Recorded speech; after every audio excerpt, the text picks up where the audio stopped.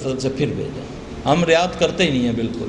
जब हमारा एक जगह हुकूमत है ना तो तामरून बिल मारूफ व तनहौना अनिल मुनकर, जहाँ आपकी हुकूमत है वहाँ आप हुक्म करें, अर्ज ना करें।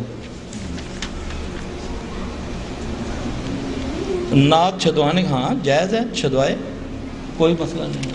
नाक छदवाने में, कान छदवाने में कोई हर्ज नहीं है जी। लेडीज़ की तरफ से तो आप ही नहीं कहा है ना, इसलिए मैं आप ही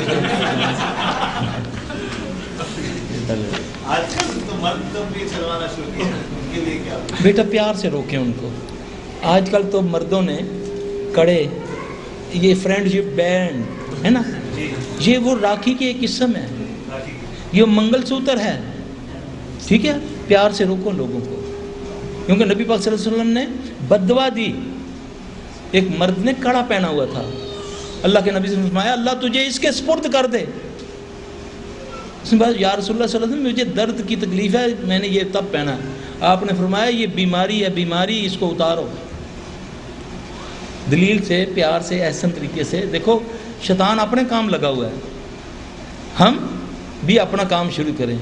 अगर हम ये कहेंगे ना कि यार सानू की है, असी तो सही है ना। नबी पाक सल्लल्लाहु अलैहि वसल्लम की हदीस है, अबू हुरैरा रज़ियल्लाहु अन्हु, दूसरे सहाबी का मुझे नाम नहीं याद, इस तरह बात कर रहे हैं कि यार फ़लाँ इस तरह है, चलो शुक्र है हम तो बचे हुए हैं ना। अबू हुरैरा रज़ियल्लाहु अन्हु ने फरमाया कि मैंने नबी पाक सल्लल्लाहु अलैहि वसल्लम को फरमाते हुए सुना, नेकोकारों की बस्ती, गौर से सुन लो, नेकोकारों की बस्ती, उसमें एक बदल आदमी, एक गुनाहगार आदमी, शैतान को तकलीफ हुई है, अब उसने तू बजा दिया कि बात समझ ना आए।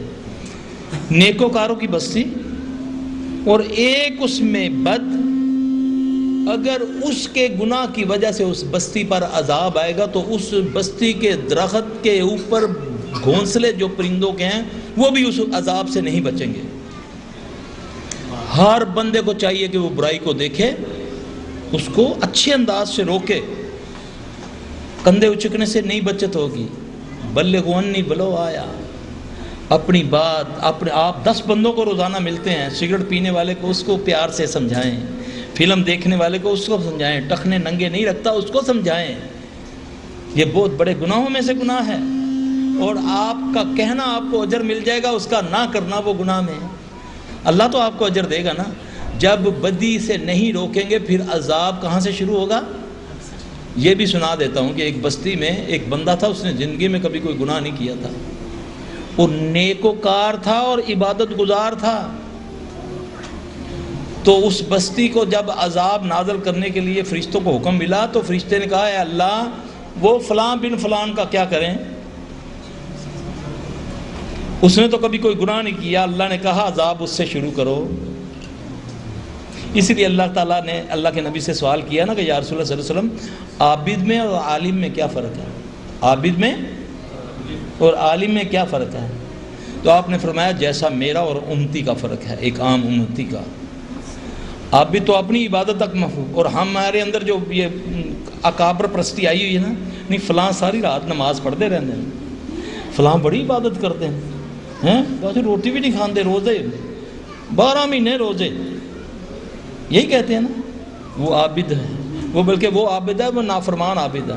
12 महीने रोज़ों की इजाज़त ही नहीं है।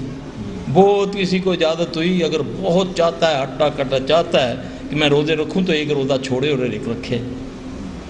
बहुत ज़्यादा दिल करता है कुरान मुकम्मल करने को तो 3 दिन से कम ना करे। ये तरीका है हर चीज़ का। तो आबिद में और आलिम में फ़र्क है। एक आलिम की मौत पूरे जहान की मौत है, आबिद के बारे में कुछ नहीं कहा। पता नहीं उसकी कबूल होती है कि नहीं। तो साढ़े कहते फलाने सरकार आए, उन्होंने बड़ी मेहनत की, बड़िया इबादत की, ढोल बजते हैं अज जिन पर हम मंसूब करते हैं। तो ढोल ढमाके वाला दीन है ना। दीन अल्लाह और उसके रसूल की बात को कहते हैं। उन चीज़ हमारे दीन में ढोल ढमाका हराम, सरंगी बाजे तबले सरंगियाँ हराम। तो हम अल्लाह के नबी का नाम लेते हैं, तालियां बजा बजा कर लेते हैं, नहीं कवालियों की शक्ल में। ये नाफरमानी, अल्लाह ताला हमें समझ अता फरमाए। अब मैं थक गया हूँ।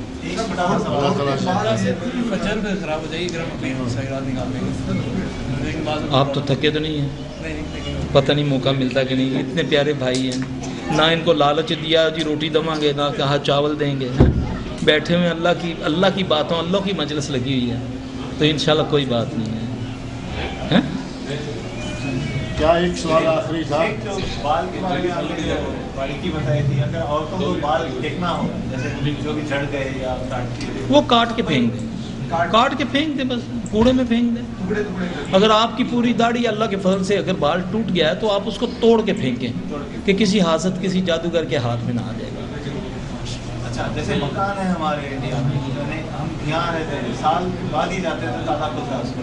کیا کرتے ہیں؟ جیسے سال بھر بند پڑا ہوا ہوتا ہے گھر، ہاں تو سال میں جب جاتے ہیں چھٹی پر ہی کھلتا ہے. اگر ایسے کوئی مکان ہو تو اس کے لیے اس میں لازمی ماما جی رہتے ہیں. جی ہاں، کیونکہ جس بستر پر ہم سو کر رات کو ہم اٹھ کر کسی حاجت کے لیے جاتے ہیں تو اللہ کے نبی صلی اللہ علیہ وسلم نے فرمایا کہ جب تم کسی حاجت کے لیے اپنا بستر چھوڑو تو پھر آ کر اس پر ہاتھ مار لو، تم نہیں جانتے کہ وہاں کون تھا.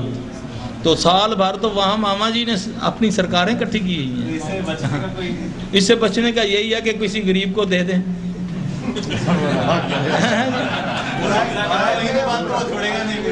نہیں، نوکر رکھ لیں یا کسی کو کوئی اسی طریقے سے آباد رکھیں. آبادی ضروری ہے. دیکھیں جب اسکول کالج بند ہوتے ہیں نا، یہ شیاطین درختوں پر پہاڑوں پر چلے جاتے ہیں، پھر اسکولوں کالجوں میں بھی آ جاتے ہیں. یہ بھرے ہوتے ہیں اسکول کالج ان کے.